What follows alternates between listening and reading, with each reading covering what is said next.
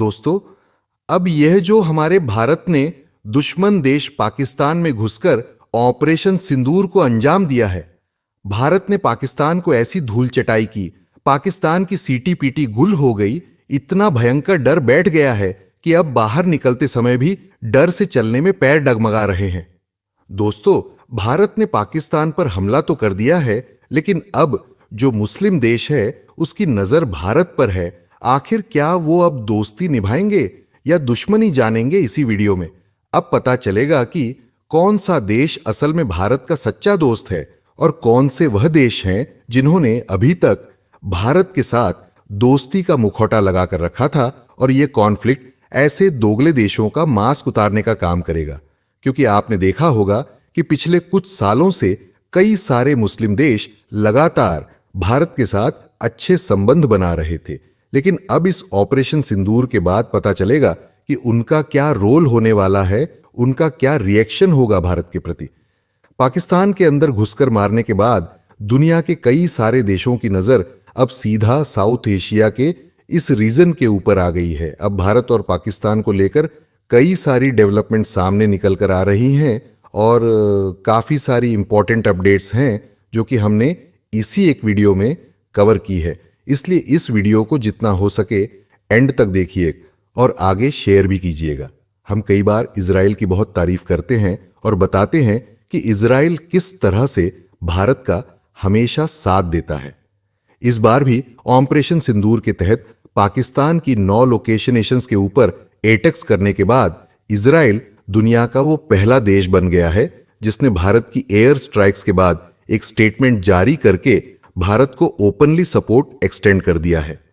दरअसल अभी कुछ ही घंटे पहले इजराइल के भारत में एम्बेसडर रवन अजर ने एक स्टेटमेंट रिलीज की है और इस स्टेटमेंट में इजरायली एम्बेसडर ने कहा है कि आतंकवाद के खिलाफ भारत का खुद की सुरक्षा करने का जो अधिकार है, इजराइल उसको पूरी तरह से सपोर्ट करता है। इसके साथ ही इजराइल के एम्बेसडर ने अपने ऑफिशियल ट्विटर हैंडलर से एक ट्वीट भी जारी किया है। इस ट्वीट में इजरायली एम्बेसडर ने हैशटैग ऑन ऑपरेशन सिंदूर का यूज करते हुए लिखा है कि भारत के पास अपनी रक्षा का पूरा अधिकार है। आतंकवादियों को यह समझ लेना चाहिए कि बेगुनाह और निर्दोष लोगों के खिलाफ जो वो घिनौने क्राइम्स करते हैं, उससे बचने के लिए उन्हें दुनिया में कहीं भी जगह नहीं मिलने वाली है। यानी कि आतंकवाद फैलाने वाले आतंकी कहीं भी हो, भारत या फिर इजराइल के खिलाफ क्राइम करे, इन सबको ढूंढ ढूंढ कर बदतरू औरों के पास पहुंचा दिया जाएगा। इस स्टेटमेंट के साथ इजराइल वो पहला देश बन गया है जिसने भारत को अनकंडीशनल यानी कि ओपन सपोर्ट दिया है। इसके साथ ही अगली जानकारी टर्की देश को लेकर आ रही है।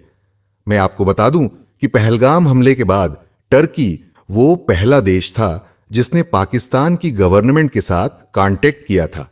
टर्की के फॉरेन मिनिस्टर ने पाकिस्तान के फॉरेन मिनिस्टर को कॉल की थी। अब खुफिया एजेंसियों से खबर निकलकर आ रही है कि टर्की ने इंडियन नेवी के डर के मारे अपना नेवल वॉरशिप पाकिस्तान से वापस लेने का फैसला किया है। टर्की की डर के मारे पेंट गीली हो गई। आपको बता दें कि टर्की का नेवल वॉरशिप टीजीसी बुयुकादा पिछले एक दिन पहले पाकिस्तान के कराची नेवल बेस के ऊपर आया था और इस विजिट को लेकर टर्की ने कहा था कि यह बस एक गुडविल विजिट है जो पाकिस्तान और टर्की के बीच पहले से शेड्यूल थी और पहलगाम हमले से इसका कोई भी लेना देना नहीं है। अब हुआ यह कि भारत ने ऑपरेशन सिंदूर के तहत पाकिस्तान के अंदर 9 लोकेशनेशंस के ऊपर जो मिसाइल स्ट्राइक्स की थी, उसमें इंडियन आर्मी और इंडियन एयर फोर्स के साथ साथ इंडियन नेवी का भी इस्तेमाल किया गया था। रिपोर्ट्स निकलकर आ रही है कि पाकिस्तान के ऊपर जो लैंडिंग मिनिशंस फायर की गई थी वो अरेबियन सी में डिप्लॉयड इंडियन नेवी ने ही लॉन्च की थी। अरेबियन सी में इंडियन नेवी ने पाकिस्तान को समुद्र के रास्ते से पूरी तरह से घेर कर रखा था, इसलिए पाकिस्तान के काफी सारे रिसोर्सेज यहां पर इंडियन नेवी को काउंटर करने के लिए डिप्लॉयड थे। अब क्योंकि यह कॉन्फ्लिक्ट काफी ज्यादा एस्केलेट हो गया है, इसलिए पाकिस्तान का उमा भाई टर्की अब पाकिस्तान का साथ छोड़कर खुद ही दुम दबाकर भाग रहा है। टर्की को अपने नेवल ट्रूप्स की इतनी चिंता थी कि रात को जब ऑपरेशन सिंदूर की न्यूज आई, उसके 1-2 घंटे के अंदर ही टर्की के विदेश मंत्री ने पाकिस्तान की सरकार को कॉल की और आज सुबह टर्की का पाकिस्तान में जो एम्बेसडर है वो भी पाकिस्तान के फॉरेन मिनिस्टर इशाक डार के पास पहुंच गया था और पाकिस्तान को समर्थन दिया। अभी जो भारत और पाकिस्तान के बीच मिलिट्री कॉन्फ्लिक्ट स्टार्ट हो गया है, इसमें अगला नंबर टर्की का ही है।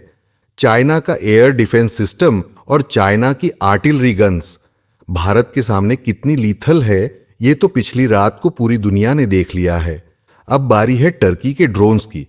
पाकिस्तान की फ्लट में टर्की के बेरफार TB2 ड्रोन्स और अकिंची ड्रोन्स, ये दोनों वेरिएंट पाकिस्तान की फ्लट में इस समय शामिल है। अभी कुछ ही दिन पहले जो टर्की का कार्गो प्लेन पाकिस्तान आया था, उसमें टर्की ने इन्हीं ड्रोन्स की मिसाइल्स और बॉम्ब्स पाकिस्तान को सप्लाई किए थे। अब देखना यह होगा कि पाकिस्तान टर्की के इन ड्रोन्स की मदद से भारत का क्या ही उखाड़ लेता है। इसके साथ ही न्यूज निकलकर आ रही है कि भारत के प्रधानमंत्री मोदी जी ने इस महीने होने वाली अपनी काफी सारी इंटरनेशनल विजिट्स को अचानक से कैंसिल कर दिया है। अभी कुछ ही घंटे पहले न्यूज निकलकर आ रही है कि प्रधानमंत्री मोदी ने क्रोएशिया, नॉर्वे और नीदरलैंड्स की विजिट के ऊपर जाना था, लेकिन ऑपरेशन सिंदूर के बाद अब भारत सरकार ने प्रधानमंत्री मोदी की विजिट्स अचानक से कैंसिल करने का फैसला किया है। इन सभी कंट्रीज को भारत सरकार ने अपने इस फैसले के बारे में इन्फॉर्म कर दिया है और अब इन देशों की यात्रा के लिए भारत की सरकार की तरफ से नई डेट्स अनाउंस की जाएंगी। नेक्स्ट अपडेट आ रही है भारत और फ्रांस को लेकर। दरअसल फ्रांस ने भी दबे शब्दों में भारत को सपोर्ट एक्सटेंड कर ही दिया है। ऑपरेशन सिंदूर के बाद फ्रांस के विदेश मंत्रालय की तरफ से एक स्टेटमेंट सामने आई है, जिसमें फ्रांस के विदेश मंत्रालय ने कहा है कि हम समझते हैं कि भारत अपने आप को आतंकवाद के खतरे से बचाना चाहता है, लेकिन हम दोनों देशों भारत और पाकिस्तान से यह अपील करते हैं कि दोनों देश आपसी संतुलन बनाए रखें ताकि टेंशन्स एस्केलेट ना हो और सिविलियंस और आम नागरिकों की कैजुअलिटीज ना हो।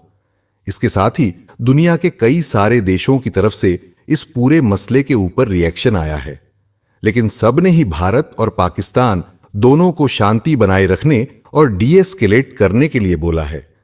वहीं पर न्यूज निकलकर आ रही है कि ऑपरेशन सिंदूर को कंडक्ट करने के बाद भारत ने टोटल 5 देशों को सबसे पहले रात के 2 बजे ब्रीफिंग दे दी थी और ये 5 देश हैं अमेरिका, ब्रिटेन, सऊदी अरब, यूएई और रशिया।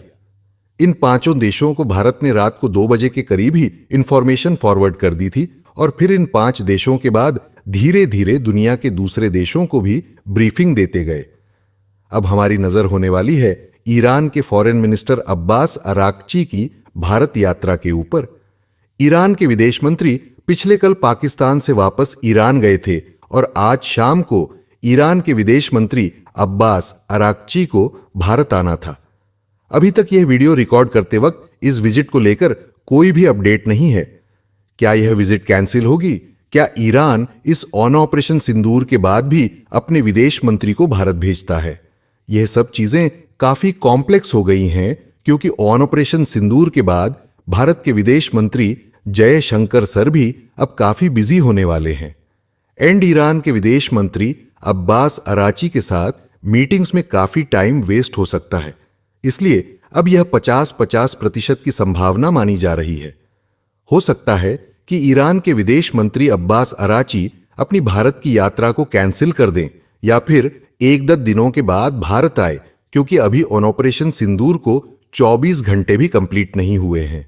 ऐसे में इस समय भारत आना यह शायद ऑप्टिक्स के लिए भी अच्छा नहीं होगा और वैसे भी देखा जाए तो ईरान भारत के लिए कितना इंपॉर्टेंस रखता है वो इसी बात से पता चलता है कि ऑपरेशन सिंदूर के तहत पाकिस्तान में 9 ठिकानों के ऊपर मिसाइल हमले करने के बाद भारत ने जिन 5 देशों को सबसे पहले इन्फॉर्म किया उसके अंदर 2 मुस्लिम देश थे, एक सऊदी अरब और दूसरा यूएई, यानी कि ईरान उसमें भी शामिल नहीं है।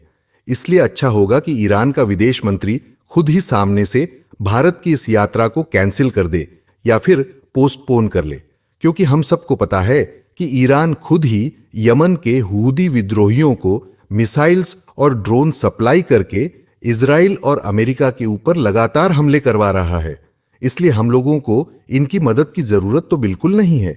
इसके साथ ही यह जो ऑपरेशन सिंदूर है, यानी कि जो इस ऑपरेशन को सिंदूर शब्द का नाम दिया गया है, यह भारत के प्रधानमंत्री मोदी जी का सुझाव था। न्यूज निकलकर आ रही है कि प्रधानमंत्री मोदी के सुझाव के ऊपर ही इस ऑपरेशन का नाम सिंदूर रखा गया। अब देखा जाए तो भारत ने अपना बदला तो ले लिया है और भारत के पास एक्चुअल में आतंकवादियों के ठिकाने भी थे जहां पर हमको हमला करना था। भारत में तो कोई भी आतंकी संगठन नहीं है। ऐसे में अगर पाकिस्तान भारत के ऊपर हमला करता है तो उसको भारतीय सेना के मिलिट्री बेसिस या फिर मिलिट्री इंस्टॉलेशंस के ऊपर हमला करना होगा। एंड अगर वो चीज होती है तो फिर भारत भी पाकिस्तान की सेना को टारगेट करेगा। इसलिए अब सारी गेम पाकिस्तान के पलड़े में है। पाकिस्तान इस सिचुएशन के ऊपर कैसे रिएक्ट करता है, उसके ऊपर ही भारत का रिस्पांस और फ्यूचर का कोर्स डिसाइड होगा।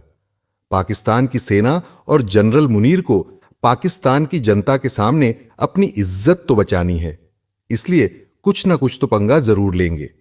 हमें बस उस पल के लिए रेडी रहना पड़ेगा। आपको क्या लगता है कि क्या पाकिस्तान की सेना भारत पर हमला करने के लिए अपनी एयरफोर्स को भारत के एयर स्पेस के अंदर भेजेगी? हां या फिर ना? नीचे कमेंट करके अपनी राय जरूर बताएं। हर 24 घंटे के अंदर जियोपॉलिटिक्स में बड़े फेर बदलाव और उलटफेर हो रहे हैं और भारत के लिए नए चैलेंजेस आ रहे हैं। कोई देश अपने फैसले से पलट रहा है तो कोई देश ब्लैकमेलिंग के ऊपर उतर आया है। सभी देश एक दूसरे को नीचे लगाने की कोशिश कर रहे हैं। इन सब के बीच हमारा भारत किसी भी देश से पीछे ना रह जाए, इसके लिए मोदी सरकार लगातार कोशिशें कर रही है। और भारत की foreign policy, defence news, economy और ग्लोबल अफेयर्स का सही एनालिसिस हमारे चैनल माइंडेड मैन का मिशन है और यह मिशन आपके सपोर्ट के बिना अधूरा है। इस चैनल के ऊपर हम सभी फैक्ट्स और डाटा बिल्कुल सरल भाषा में एनालाइज करते हैं, बिना किसी एजेंडा के। अगर आप चाहते हैं कि हर जानकारी सही और ऑथेंटिक एनालिसिस आप तक लगातार पहुंचे तो इस वीडियो को लाइक करें और हमारे चैनल माइंडेड मैन सब्सक्राइब करके बेल नोटिफिकेशन ऑन करना मत भूलिए। आपका एक लाइक हमारे चैनल को ग्रो करने में काफी मदद करेगा और एक सब्सक्राइब यह सुनिश्चित करेगा कि आप किसी भी इंपॉर्टेंट अपडेट को मिस ना करें। और हां, जो भारत ने पाकिस्तान पर हमला किया है उसको कौन कौन सपोर्ट करता है, लाइक के माध्यम से बताएं। अगर आपने हमारे चैनल को पहले से सब्सक्राइब किया है तो दिल से धन्यवाद। जय हिंद, वंदे मातरम।